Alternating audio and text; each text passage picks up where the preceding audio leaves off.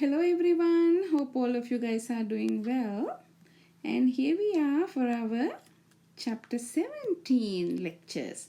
What are we going to do in here? We're going to learn about equilibrium, extent of a chemical reaction. Okay, so we're going to learn about the equilibrium state and the equilibrium constant. And we're also going to learn the reaction quotient. Reaction quotient is given the symbol Q and the equilibrium constant, which is K. And we're also going to learn how can we express equilibria with pressure terms. Relationship between Kc and Kp.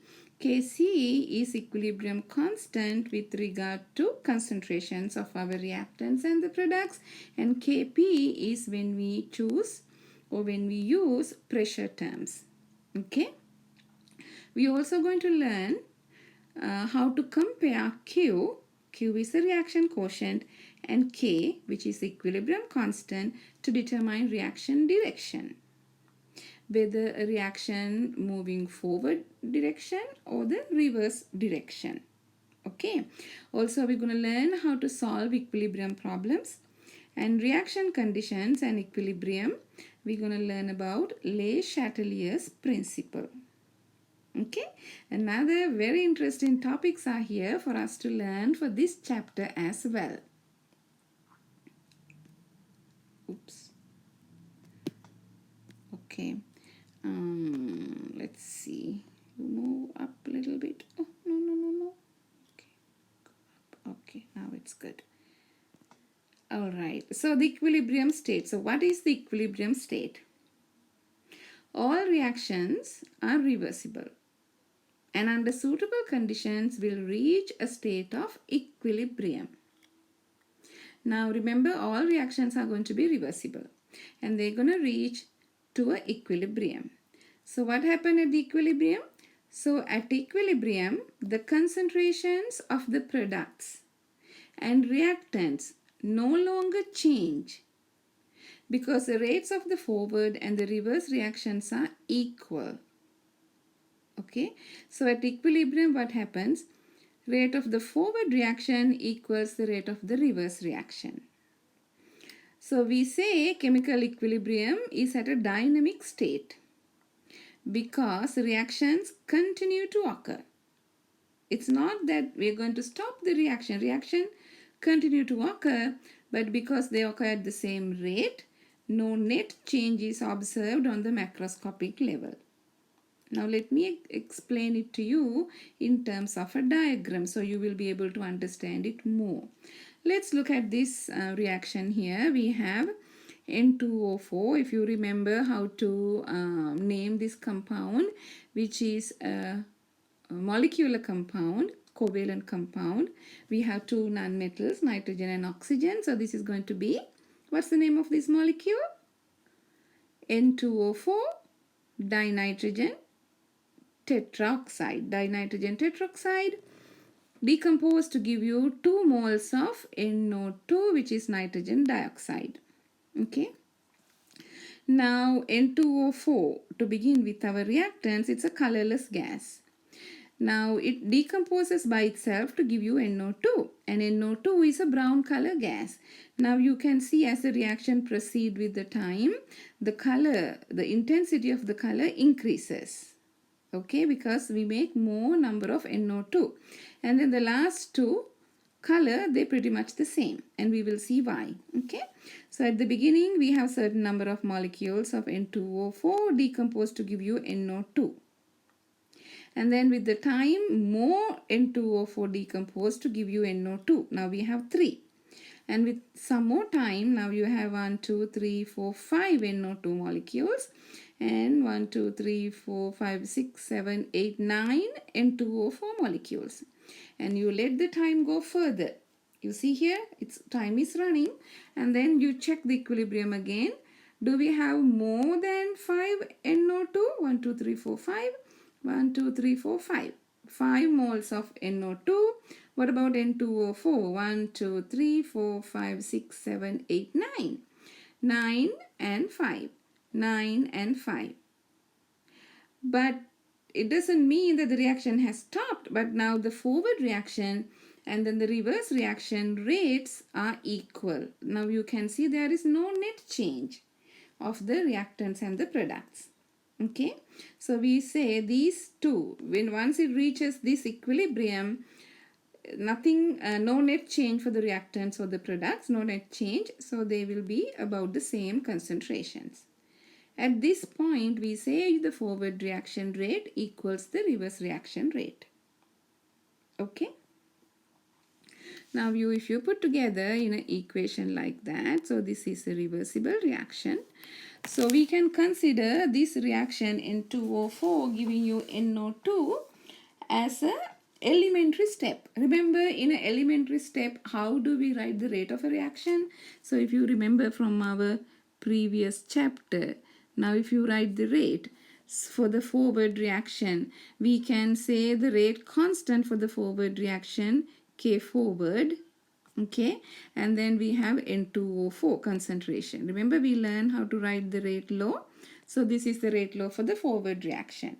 Okay, now for the backward reaction, this way we can write the reverse reaction rate equals rate constant. Now if the forward rate constant K forward, the reverse rate constant going to be K reverse. Now what do we have in the reverse? This way, our reactant, for if you consider the reverse reaction, going to be NO2. Now you can consider this as an elementary step. So in elementary step, we know the stoichiometric ratio is going to be the order of the reaction. So at equilibrium, forward reaction equals the reverse reaction. So that means K forward. So this part on the other side, this part is going to equal to this part, since these two are going to be equal. So that's what you are seeing here, K forward N2O4. Now this EQ stands for equilibrium concentration, equals reverse rate law NO2 raised to the power 2, because we consider that as the order of the reaction for an elementary step. EQ again stands for equilibrium, right? So these two terms are equal. So then we can take the K forward and K reverse in one direction, and then we can keep NO2 raised to the power 2 divided by N2O4 equilibrium. Okay, so now we have a new constant, which is K forward over K reversible. The ratio of constants, these two ratios of constants, gives a new constant, and we call it as the equilibrium constant, K. Okay, so basically the equilibrium constant is the ratio of the forward rate constant divided by the reverse rate constant, and that can be expressed by this equation, where now NO2, what is NO2? That is a product, correct? NO2 is a product. So concentration of product over N2O4 is reactant, concentration of reactants. Concentration of products over reactants, and also if it has any stoichiometric ratio, so they are going to consider as our orders, you put that order like this. Okay, so basically equilibrium constant is the concentration of products over concentration of reactants, making sure that you take into consideration stoichiometric ratios as well. Okay. Okay. K and the extent of reaction. Now what is K? K is the equilibrium constant. Now in the previous chapter, K was the rate constant. Okay. So now what is this K? Equilibrium constant. Reflects a particular ratio of product concentrations to reactant concentrations for a reaction. Right? We talk about that.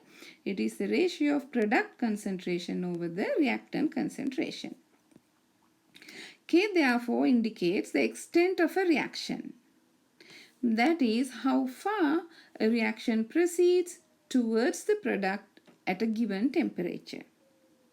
Okay. A small value for K let's say you got the ratio of the products over the reactant concentration, that value come to be smaller value. That indicates that the reaction yields little product before reaching equilibrium. Meaning the reaction favors the reactants if you have a small k value. Small k means you have small amount of products towards reaching the equilibrium, and the reaction therefore favors the reactants. A large value for k, let's say you have a huge value for k, the equilibrium constant is high, meaning you have more of the products, because products going to be your numerator and your reactants are going to be denominator. So more products mean you have a higher k value, indicate that the reaction reaches equilibrium with very little reactant remaining, meaning reaction favors the products. Okay, like this. Now range of equilibrium constants.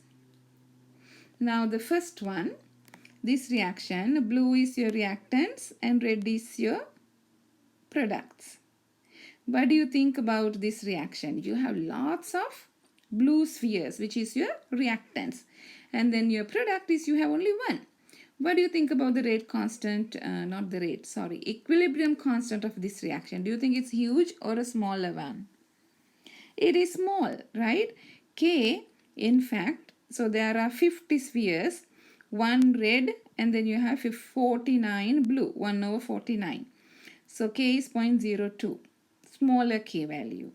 Okay.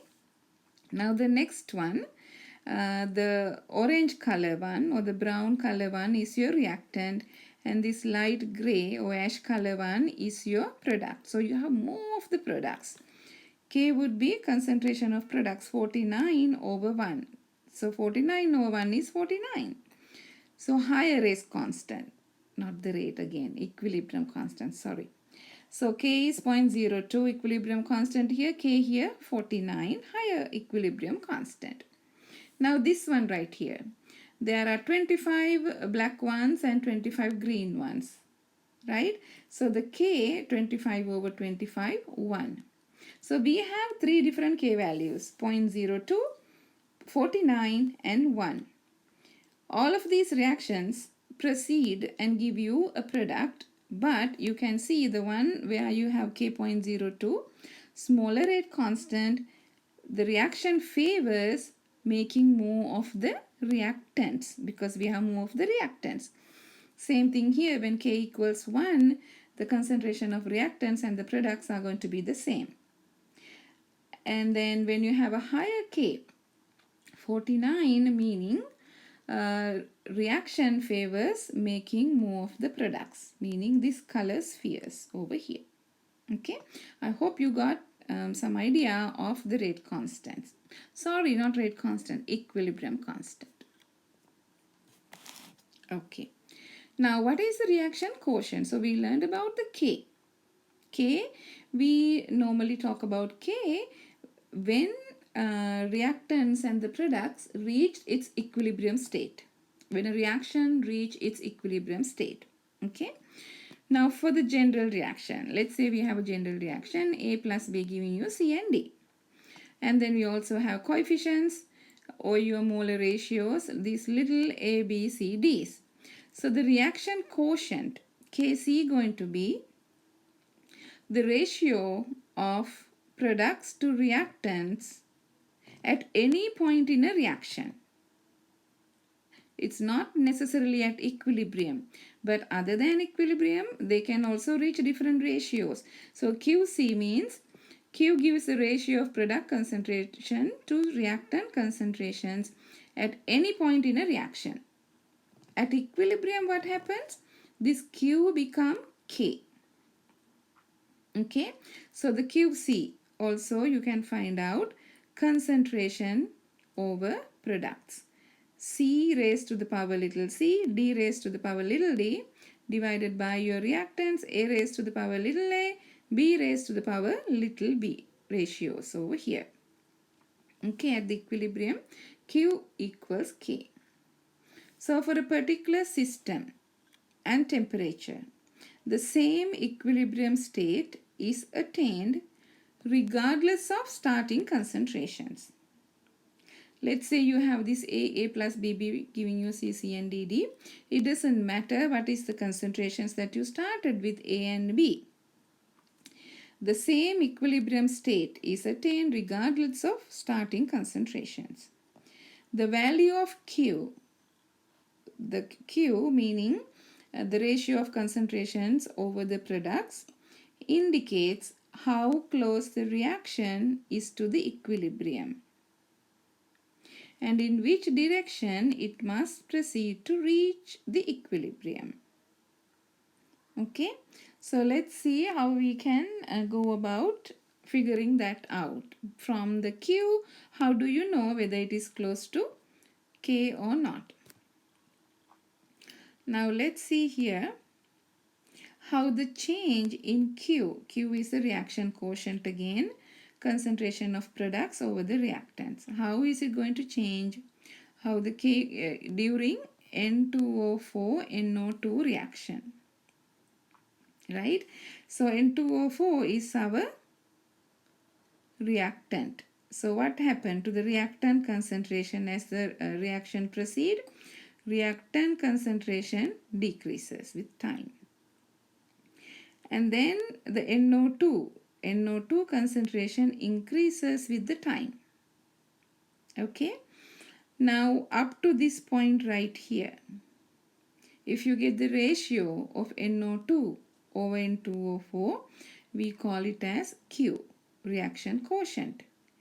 Once they reach equilibrium, concentration of N2O4 going to be same certain amount and NO2 concentration going to be a certain amount. Now they became constant. Just like, remember I talk about NO2 5 molecules, N2O4 9. With the time, the concentration doesn't change. So at that time, Q equals K once it reach equilibrium. But prior to reaching equilibrium, the ratio between NO2 concentration to N2O4, we call it as Q. So Q is not equal to K. Okay. K and Q for heterogeneous equilibrium.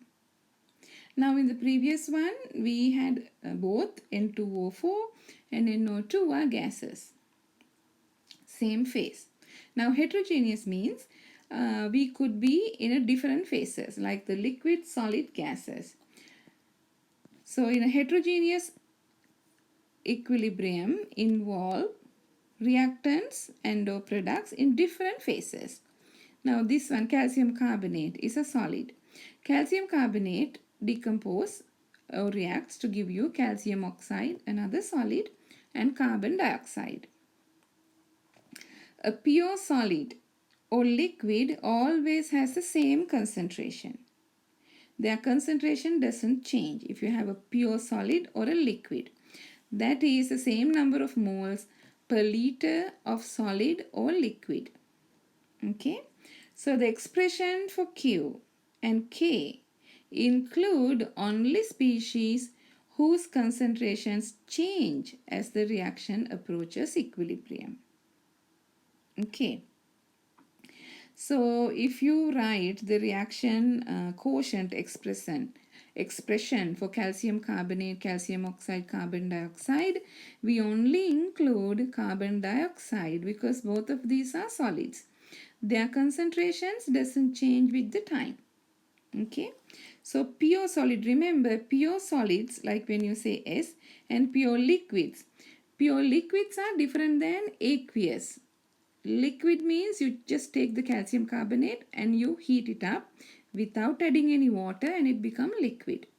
But the aqueous, AQ meaning that if you take calcium carbonate and you dissolve it in water. So that's a different phase. Okay. So the pure solids and liquids are omitted from the expression for Q or K. So for the above reaction, if you want to write the Q, remember we learned about that you can write Q is going to be concentration of products over concentration of reactants. Now our products are going to be calcium oxide and carbon dioxide, right? And then the product's going to be calcium carbonate. Now when you're writing an expression for QOK, remember we only species whose concentration change as the reaction approaches equilibrium. So pure solids and liquids are omitted. Now calcium oxide is a solid, right? Pure solid, so you don't put this one. And calcium carbonate is also a solid, you don't put that one either. So the Q only going to be concentration of carbon dioxide, and it has only one carbon dioxide, so don't have to worry about anything. So that's why for the above reaction Q equals CO2 concentration only. Okay, so that's how you write expression for the Q or the K. Okay, now we can look at how it look like in the next slide. Keep over here, this one. The reaction quotient for a heterogeneous system depends only on concentrations that change. Now the same reaction that we saw, we have calcium carbonate. Calcium carbonate decomposed to give you carbon dioxide. This is going to be your carbon dioxide and calcium oxide. Okay, so the same K.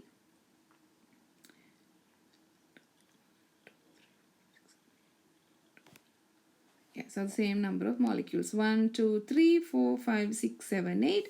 1, 2, 3, 4, 5, 6, 7, 8. So calcium carbonate, calcium oxide. It doesn't matter. So these two concentrations doesn't change because they are solids. Only carbon dioxide concentration would change. But since it has reached to an equilibrium, so it's the same K. Okay, same carbon dioxide concentration, both of these cases. Okay. Okay, now we're going to learn how to write the reaction quotient from the balanced equation. Write the reaction quotient QC for each of the following reactions. Now you guys also take a pen and a paper and go ahead and write down how to write the QC. First, let's see if it is balanced. If not, the first thing is that we need to balance the equation. Okay, let's look at the first one.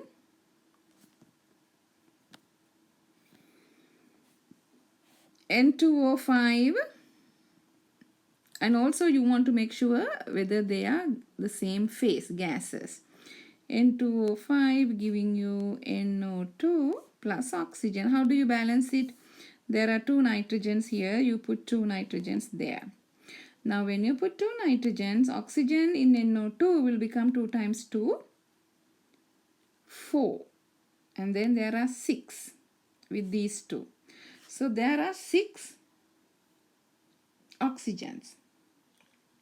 So how do you balance that? What are you going to do to balance this equation? Think about it. There are 2 nitrogens, right?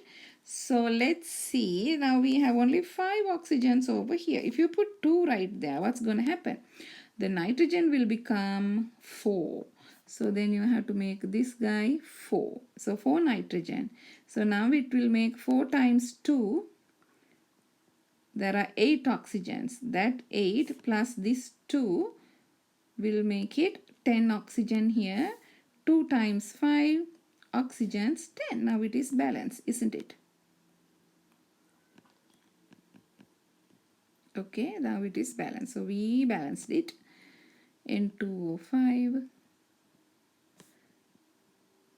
2NO2, no, 4NO2 plus O2.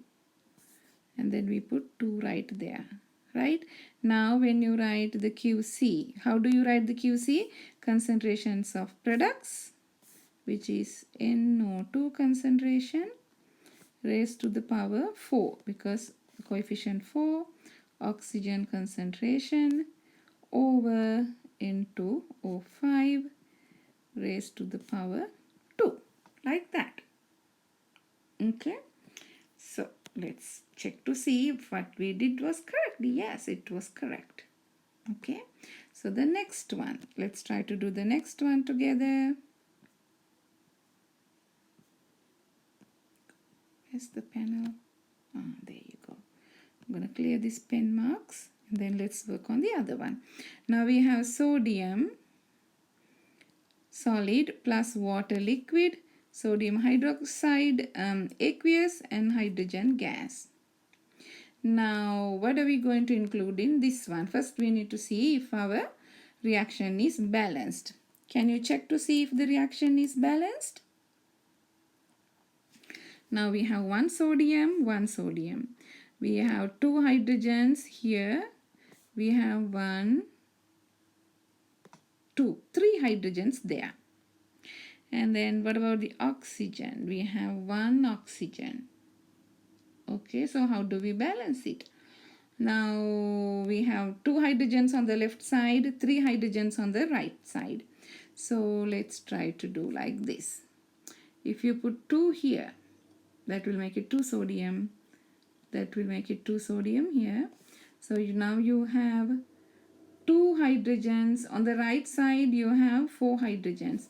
So if you put 2 here, that will make it 2 times 2, 4 hydrogens. 2 oxygens on water molecule and then the 2 oxygen on the sodium hydroxide. Now it is balanced, like 2 sodium plus 2 water, 2 NaOH plus hydrogen. Now it is balanced. Now remember, this is solid, this is liquid, this is aqueous, and this is gas. Now we are going to write the QC for this one. Now our products are going to be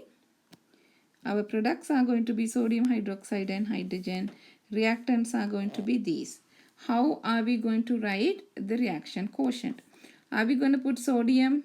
It's a solid. No, right? So we don't put sodium because it's a solid. Are we going to put liquid water? No, because their concentrations doesn't change. So sodium hydroxide is aqueous, meaning it is soluble in water. That concentration can change. So we put NaOH, product, raised to the power 2 because of this 2. And then the hydrogen is a gas. Gas concentration changes. So that's it. So that's going to be your QC. Okay. And then the last one, C3H8 plus oxygen, carbon dioxide and water. Let's see how to balance this one. C3H8 plus oxygen, carbon dioxide plus water. How do we balance it? There are 3 carbons here, so you put 3 there. That made, okay, before that, and there are 8 hydrogens here, so you put 4 hydrogens there. So 4 times 2, 8. Now from the right side, 3 times 2, we have 6 oxygens here plus 4 oxygen. So 6 plus 4 is 10. So there are 10 oxygen on the left side. So here you have 2 oxygen, so you put 5 there. So 5 times 2 make it 10 oxygen. Now everybody is happy, right? So C3H8 and 5 O2, 3 carbon dioxide and 4 water, right? So that would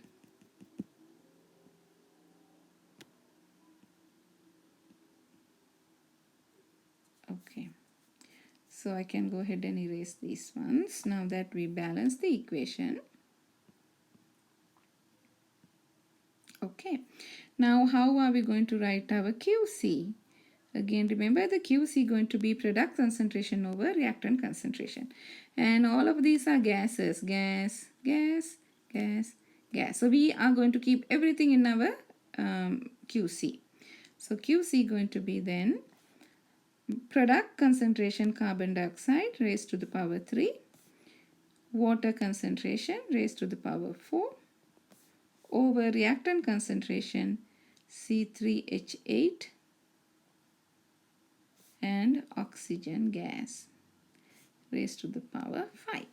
So that's how you would write the reaction quotient. And here's the